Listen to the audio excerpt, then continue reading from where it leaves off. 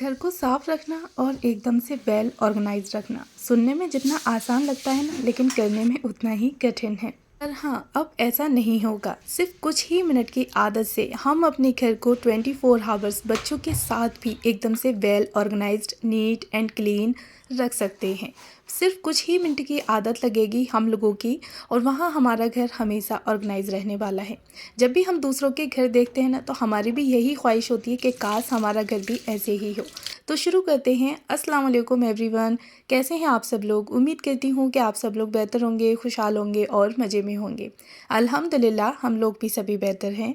हाँ, first tip मैं आप लोग के साथ शेयर करना चाहूँगी कि जब भी आप लोग कोई काम स्टार्ट कर रहे हैं, यानी कि क्लीनिंग स्टार्ट कर रहे हैं, तो रूम बाई रूम करें। यानी कि ये नहीं है कि आप सब तरफ के कामों को एकदम से बिखेर के बैठ जाएं, फिर ना ही आपका कोई भी एक कॉर्नर ऐसा नहीं होगा जो कि एकदम से क्लीन एंड ऑर्गेनाइज हो। तो जब भी आप लोग अपने काम कर रहे हैं, तो रूम बाई रूम, यानी कि पहले एक एरिए को अच्छे से आप लोग क्लीन कर लें, एकदम से ऑर्गेनाइज कर दें, फिर आप लोग दूसरे एरिए को चूज़ करें। अच्छा, यहाँ पर आपको डेली 10 मिनट्स अपनी क्लीनिंग के लिए ज़रूर दें। ज़रूरी नहीं है कि एक ही एरिया को आपको डेली 10 मिनट्स देनी है, नहीं। आप डेली अपने 10 मिनट्स डिवाइड कर सकते हैं, और वो डिवाइड आपके घर के अकॉर्डिंग, आपके घर में कितने एरिया हैं, कितने कॉर्नर हैं, कौन सी चीज़ को कितना वक्त लगता है, उसके अकॉर्डिंग आप सिर्फ 10 मिनट्स डिवाइड कर सकते हैं। जैसे कि बाथरूम है, किचन है, गार्डन है, बेडरूम है, कोई भी एरिया हो सकता है, फ्रीज़ हो सकती है, हमारी वॉशिंग मशीन का एरिया हो सकता है। तो जो भी आपको लगे कि हाँ, ये एरिया काफ़ी टाइम हो गया है, ये क्लीनिंग मांग रहा है, तो सबसे पहले आप उस एरिया को 10 मिनट्स दे दें और उस एरिया को अच्छे से क्लीन कर दें। नेक्स्ट टिप है कि जब भी आपको लग रहा है कि कोई एरिया आपके घर का ज़्यादा मैसी है या ऑर्गेनाइज नहीं है, बेकार हो चुका है, उसकी सारी ऑर्गेनाइजेशन ख़राब हो चुकी है, तो उस जगह पे आप लोग बिल्कुल भी अपना टाइम वेस्ट ना करें। ये ना सोचें कि मैं कल कर लूँगी, शाम में कर लूँगी, नहीं। बिल्कुल बिना आप लोग देरी किए, बिना अपना टाइम वेस्ट किए उस एरिया को तुरंत साफ़ करने के लिए लग जाएं। और हाँ, घड़ी से आप लोग अपने लिए सिर्फ 10 मिनट्स का रूल्स रख सकती हैं कि मुझे सिर्फ और सिर्फ 10 मिनट देनी है, 10 मिनट के अलावा मैं एक भी मिनट एक्स्ट्रा नहीं दूंगी। लेकिन हाँ, जो कोई एरिया आपको दिख रहा है कि हाँ ये मैसी है, तो आप उसको फटाफट से बिना टाइम गवाए, बिना टाइम वेस्ट किए आप उसको तुरंत साफ़ करने में लग जाएं। सबसे पहले कोशिश करें कि उस जगह पे जो भी सामान ऐसा है जो उस जगह का नहीं है, दूसरी जगह का है, तो आप सबसे पहले उस सामान को उठाएं, जहाँ का है वहाँ पे रख दें, और फिर आप उस एरिया की क्लीनिंग करें। अक्सर करके ऐसा होता है कि सामान होता कहीं और का है, लेकिन पहुँच कहीं और जाता है। तो अब ऐसा तो नहीं है कि सामान के खुद ही पैर लग गए और वो आ गया। ये हम लोगों से ही होता है। हम लोग चीज़ों को इस्तेमाल करके जगह बेजगह छोड़ देते हैं, और धीरे धीरे करके ये हमारे घर को, यानी कि ऑर्गेनाइज वे में एक दिन तो हम लोग लग लेते हैं, लेकिन जब हम लोग ये हैबिट्स डेली रूटीन में अपने नहीं लाते हैं, तो हमारा घर 2 से 4 दिन बाद या हफ्ते भर बाद ना एकदम से डिसऑर्गेनाइज हो जाता है। बस यहाँ पे हमें ये देखना है कि सबसे पहले वो चीज़ें हटानी हैं जो उस एरिया की नहीं है, जिस एरिया की हैं वहाँ पे हमें ले जाके रख देनी है, फिर हमें उस एरिया को अच्छे से क्लीन कर देना है। नेक्स्ट स्टेप है कि डेली जो काम आपने सोचे हैं वो ज़रूर करें, यानी कि अपने कामों की एक छोटी मोटी सी लिस्ट बना के रख लें।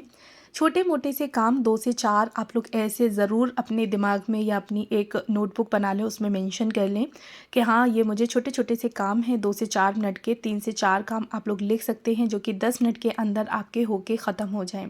या आपको लग रहा है कि कोई एक बड़ा काम है, तो उसको आप लोग पूरा एक काम अपना फिनिश कर लें और 10 मिनट आप वहाँ पे दे सकते हैं। लेकिन हाँ, इस आदत में आप लोग ये ना करें कि हाँ मेरा मन नहीं है, मैं कल कर लूँगी, यानी कि अपने कामों को आपको पेंडिंग नहीं छोड़ना है। जैसा भी हो, जैसे भी पॉसिबल हो, ज़रूरी नहीं है कि आपको मॉर्निंग में ही करना है। नाइट तक जब भी आपको टाइम मिले, आप उस टाइम पे अपने कामों को फिनिश कर सकती हैं, लेकिन पेंडिंग नहीं छोड़ना। अच्छा, मेरा क्या रहता है कि मेरा जो टाइम होता है ना, वो कोई फ़िक्स टाइम नहीं है। मेरे ऊपर होता है कि जैसे कि मैं मॉर्निंग में जल्दी अगर उठ गई हूँ, बच्चे सो रहे हैं, तो मैं बेडरूम को अच्छे से ठीक कर देती हूँ, क्योंकि हम लोग बेडरूम में बेड पे नहीं सोते, बाहर के एरिया में सोते हैं। तो मैं बेडरूम को अच्छे से क्लीन कर देती हूँ, उसकी डस्टिंग वगैरह कर देती हूँ। बाहर का एरिया मुझे अगर क्लीन करना होता है, वॉशिंग मशीन को साफ़ करना है, या डाइनिंग टेबल को जैसे मुझसे छूट गई है रात में, तो उसको मुझे क्लीन करना है, तो वहाँ पे मैं वो सारी चीज़ें अपनी करके रख देती हूँ। कपड़े वगैरह मुझे फ़ोल्ड करके रखने हैं, आयरन करने हैं। तो ज़रूरी नहीं है कि हम मॉर्निंग में या फिर इवनिंग में, आफ्टरनून में, जब भी आपको लगे, काफ़ी सारे मेरे ऐसे काम होते हैं डस्टिंग के जो कि मैं अपने नाइट में कर लेती हूँ। मुझे सिर्फ अपने अंदर ये देखना है कि मैं किस टाइम पे एनर्जेटिक हूँ, किस टाइम पे मैं एक्टिव हूँ, किस टाइम मुझे लग रहा है कि हाँ मेरे जो भी काम थे मैं इस टाइम पे अपने काम कर सकती हूँ, तो उस टाइम पे ही मैं अपने कामों को फिनिश कर देती हूँ। तो आपको बस अपनी एनर्जी को फील करना है, आपको ये देखना है कि आप किस टाइम पे ज़्यादा एक्टिव रहते हैं, किस टाइम पे आप कम से कम समय में ज़्यादा से ज़्यादा कामों को समेट सकते हैं। नेक्स्ट हैबिट है कि डस्टिंग के लिए ना आप लोग हमेशा माइक्रोफाइबर का जो क्लॉथ होता है उसको यूज़ करें। अक्सर करके हम लोग डस्टिंग तो कर देते हैं नॉर्मली कॉटन का या कोई भी कपड़ा लिया, और जहाँ पे भी हमें डस्टिंग करनी है, विंडो है, गेट वगैरह है या कोई टेबल वगैरह है, तो हम लोग उस पर ऐसे ही सूखा कपड़ा मार देते हैं। लेकिन आप लोगों ने देखा होगा कि कुछ वक्त के लिए यानी कि कुछ टाइम के लिए वो डस्ट वहाँ से हट तो जाती है, पर फिर वापस उसी जगह पे आके बैठ जाती है, यानी कि आधे से 1 घंटे बाद या दूसरे दिन आपको वहाँ पे वो डस्ट फिर से दिख जाएगी। तो क्यों ना जब हम काम कर ही रहे हैं तो उसको इस तरीके से करें कि वो काम हमारा 2 से 3 दिन ले जाए। अगर हम उस जगह पे 2-3 दिन नहीं भी आए क्लीनिंग करने के लिए तो वो एरिया हमारा मैसी ना लगे। तो जब भी आप लोग डस्टिंग करें तो डस्टिंग के लिए आप लोग कोई भी जो सॉल्यूशन होता है वो ले सकते हैं, जैसे कि कॉलिन वगैरह या DIY आप लोग कोई भी स्प्रे बना लें। साथ ही एक माइक्रोफाइबर का जो क्लॉथ होता है उसको ज़रूर रखें, इससे आपकी मेहनत भी बचेगी प्लस आपका टाइम भी सेव होगा। जो टाइम आप लोग डेली यानी कि जो काम करने में आप लोग डेली टाइम देंगे ना, वहाँ पे आपकी काफ़ी सारी जो टाइम है वो बच जाएगी। तो डस्टिंग के लिए हमेशा एक स्प्रे और साथ ही आप एक माइक्रोफाइबर का जो क्लॉथ होता है वो रख सकते हैं।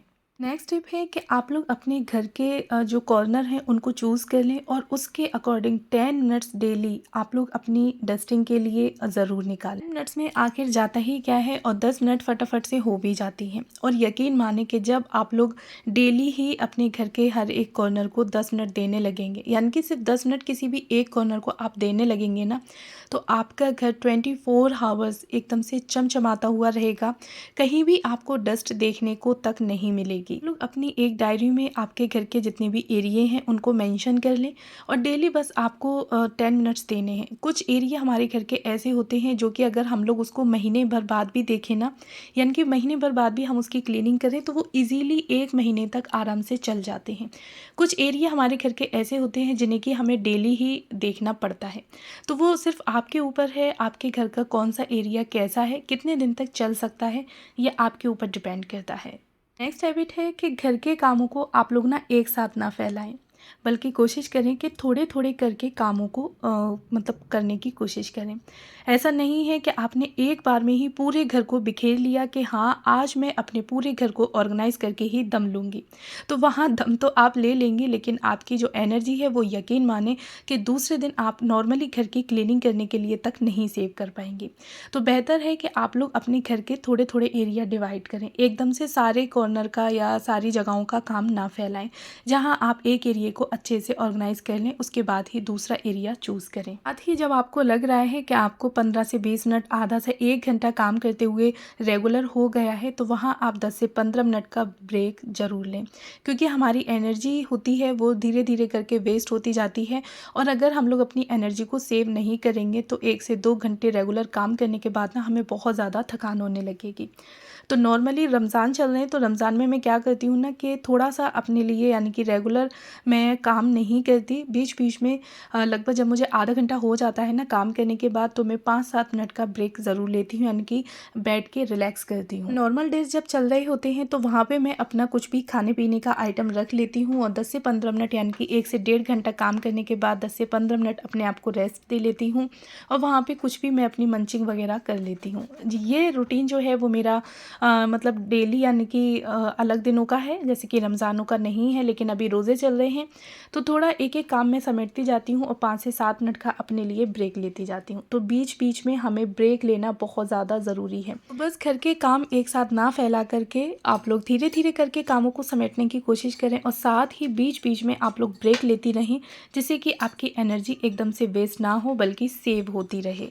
नेक्स्ट पॉइंट है कि अगर आपकी फैमिली बड़ी है या आप लोग अपनी फैमिली के जितने भी मेंबर्स हैं उनकी हेल्प ले सकते हैं। आपके बच्चे भी हो सकते हैं, आपके हस्बैंड भी हो सकते हैं, आपके इन लॉज भी हो सकते हैं। इसमें कोई भी बुराई नहीं है कि आप अगर किसी सामने वाले से हेल्प मांग रही हैं तो ये कोई गलत बात है, बिल्कुल भी नहीं। आप भी इंसान हैं, कितना करेंगी और थक सकती हैं। तो जितने भी आपके घर में मेंबर्स हैं, जिसको जो काम करना अच्छा लगता है, आप उसकी मर्ज़ी के अकॉर्डिंग उसको वो काम दे सकते हैं। चाहे फिर वो आपके हस्बैंड हो, आपके बच्चे हों या आपके इन-लॉज़ हो। कहने को मेरा आप छोटा है, लेकिन वो मेरी बहुत सारी हेल्प करवा देता है। जैसे कि कोई भी टॉयज़ वगैरह खेले तो वो फटाफट से अपनी जगह पर रख देगा। बैग वगैरह अगर उसने स्कूल का काम किया है तो आके बैग को रखना, स्कूल से आने के बाद यूनिफॉर्म एक जगह पे रखना, शूज़ अपने उतार के शूज़ रैक में रख देना। तो काफ़ी सारे ऐसे काम होते हैं जो कि मेरा मतलब कर देता है और मुझे बहुत ज़्यादा सहूलियत हो जाती है। इसी तरह से जब भी मैं डीप क्लीनिंग कर रही होती हूँ घर की, तो काफ़ी सारे कामों में मैं अपने हस्बैंड की हेल्प ले लेती हूँ। तो इसमें कोई भी बुराई वाली बात नहीं है कि आप अपने फैमिली मेम्बर से हेल्प मांग रही हैं तो वहाँ आपको गिल्ट फील हो, बिल्कुल भी गिल्ट फील नहीं होना चाहिए। आपको लग रहा है तो आप अपने फैमिली मेम्बर्स की हेल्प लें, कि घर में सभी लोग रह रहे हैं और घर सभी का है। तो इस तरह से अगर काम आप अकेले करेंगी तो थक जाएंगी। थोड़ा थोड़ा जिसको जैसे अच्छा लगे उसके अकॉर्डिंग आप बांट सकती हैं। नेक्स्ट पॉइंट है कि किचन में जब भी आप कुकिंग कर रहे हैं तो जहाँ से भी आपने जो चीज़ ली है उसको यूज़ किया है तो तुरंत ही आप उसको क्लीन करके उसी की जगह पर रख दें। काफ़ी दफ़ा हम लोग अपने गंदे हाथों से फ्रिज वगैरह खोल लेते हैं। काफ़ी सारे ऐसे मसाले के डब्बे होते हैं जो कि हम लोग कुकिंग कर रहे होते हैं, हाथ हमारे गंदे हो रहे होते हैं, लेकिन हम उन डब्बों को छू लेते हैं। लेकिन फिर बाद में हम उनको एज इट इज़ उसी जगह पे रख देते हैं जिस जगह पे हमें रखना होता है। लेकिन वो डब्बा आपने गंदे हाथों से छुआ है, आपके हाथ चिकने थे, गंदे भी थे, मानो सूखा आटा लगा हुआ था, तो वो चीज़ उस डब्बे पे लग गई और धीरे धीरे करके वो सूखती रहेगी, डब्बा आपका बहुत ज़्यादा गंदा हो जाएगा। तो कोशिश करा करें कि जब भी आप लोग किचन में कुकिंग कर रहे हैं तो ज़्यादा से ज़्यादा ना जो भी चीज़ आप लोग मतलब जो चीज़ आपने टच की है, जिस चीज़ को आपने यूज़ किया है, उस पे नॉर्मली आप लोग एक वाइप कर दें और वाइप करने के बाद एज इट इज़ जिस जगह का था उस जगह पे आप लोग उसको रख सकते हैं। तो एक तो ये है कि आपकी जो किचन है वो एकदम से फैलेगी नहीं, मतलब आपकी किचन सिमटी हुई रहेगी। करके मैंने देखा है कि लोगों में ये आदत होती है कि जब वो कुकिंग कर रहे होते हैं ना तो किचन में पूरे तरीके से फैलाव कर लेते हैं। लेकिन यकीन माने जब से आप अपनी इस आदत को छोड़ेंगे और नई आदत को एडॉप्ट करेंगे, यानी कि जो भी चीज़ आपने उठाई है एज इट इज़ आपको तुरंत उसी जगह पर रख देनी है।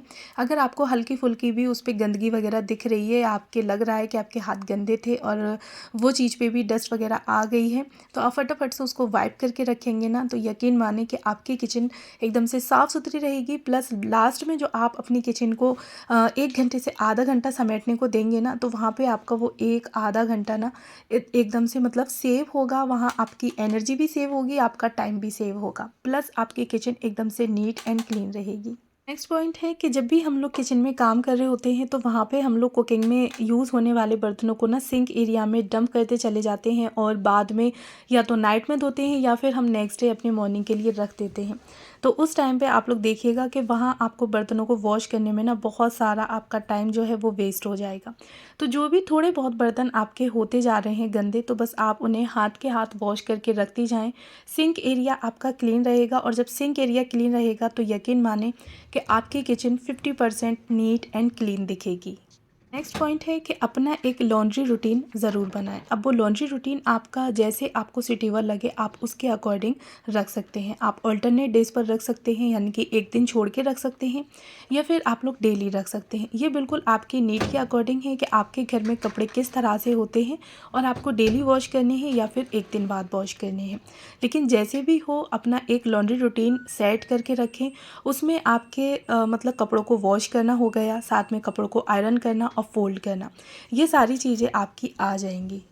नेक्स्ट हैबिट है कि हम लोगों के मॉर्निंग रूटीन जो होते हैं वो तो सेट होते हैं, यानी कि बने हुए होते हैं कि हाँ हमें मॉर्निंग में अपने ये काम निपटाने हैं। लेकिन यहाँ पे मैं कहूँगी आपसे कि आप अपना एक नाइट रूटीन ज़रूर रखें। 10 मिनट्स का आप लोग अपना नाइट रूटीन रख सकते हैं और उस 10 मिनट्स में आप लोग कोशिश करें कि जो भी चीज़ बेजगह की है तो आप उसे उठा के उसी की जगह पर रख दें। जैसे कि आपका लाउंज एरिया है, आपका सोफ़ा वगैरह पड़ा हुआ है, वहाँ पे कोई भी पिलो वगैरह अगर इधर उधर हो गए हैं, बच्चों ने फैला दिए हैं, तो वो आप रख सकती हैं। टॉयज़ बच्चों के बिखरे हुए पड़े हैं उसको आप समेट सकती हैं। कोई भी बच्चे यानी कि स्टडी वगैरह की है तो उस कॉर्नर को आपने ठीक कर दिया। किचन को क्लीन करना या फिर आप अपना नाइट में ही लॉन्ड्री रूटीन जो होता है उसको सेट कर सकते हैं कि हाँ, मैं अभी जो भी कपड़े हैं गंदे वो उठा के एक जगह कलेक्ट कर देती हूँ, जिससे कि मॉर्निंग में उठने के बाद मुझे सिर्फ वॉशिंग मशीन को सेट करना पड़े। तो इस तरह से आप लोग अपने कई सारे कामों के लिए नाइट में 10 मिनट्स अपना एक रूटीन बना सकते हैं, और वहाँ सिर्फ आप लोग अपनी 10 मिनट्स दें, और 10 मिनट्स के बाद आप लोग खुद देखेंगे कि आपका घर मॉर्निंग में उठने के बाद आपको काफ़ी हद तक नीट एंड क्लीन दिखेगा, यानी कि वहाँ आपको एक्स्ट्रा अपने एफ़र्ट्स लगाने की ज़रूरत नहीं पड़ेगी। हम लोगों के अक्सर करके मॉर्निंग के रूटीन तो सेट होते हैं, लेकिन इवनिंग तक आते आते घर हमारा जो है वो मैसी हो जाता है, लेकिन फिर हम लोग सोचते हैं कि चलो कोई नहीं, मॉर्निंग में हम लोग कर लेंगे। फिर वही काम हमारे मॉर्निंग में 2-3 घंटे ले जाते हैं, और अगर इवनिंग में हम लोग उनको कर दें तो वो हमारे 10 से 15 मिनट में ही, यानी कि हमारा घर एकदम से सेट एंड ऑर्गेनाइज हो जाएगा। अगर आप लोग यहाँ तक मेरी वीडियो देखते हुए आ ही गए हैं तो प्लीज़ मेरे चैनल को ज़रूर सब्सक्राइब करें, साथ में बेल आइकन को भी ऑन कर लें, जिससे कि मेरी किसी भी वीडियो का नोटिफिकेशन सबसे पहले आप तक पहुँचे। हम लोग ना महीने में एक बार लग के तो बहुत सारे अपने घर को एकदम से क्लीन कर देते हैं, सारी एनर्जी अपनी एक दिन में ही खपा देते हैं, लेकिन कुछ दिन बाद यानी कि हफ्ते भर बाद ही आप लोग देखते होंगे कि घर फिर से उसी तरह से रहने लगता है। लेकिन अगर यही हम लोग डेली 10 मिनट्स की आदत अपने अंदर रखते हैं ना, तो हमारा घर हमेशा neat and clean and organise रहने वाला है। इस 10 मिनट्स की हैबिट्स को हम लोग फॉलो करेंगे तो मुझे उम्मीद है कि हमें महीने में एक बार जो डीप क्लीनिंग करने की ज़रूरत पड़ती है तो शायद वो भी ना पड़े। फ्री टाइम से मैं इसी तरह से अपने घर को 10 मिनट्स देती हूँ, और मुझे डीप क्लीनिंग की बिल्कुल भी ज़रूरत नहीं पड़ती, क्योंकि मेरा घर 10 मिनट्स में ही एकदम से neat and clean and organise रहता है। Thanks for watching. पहली बार हैं तो प्लीज़ चैनल को ज़रूर सब्सक्राइब करें।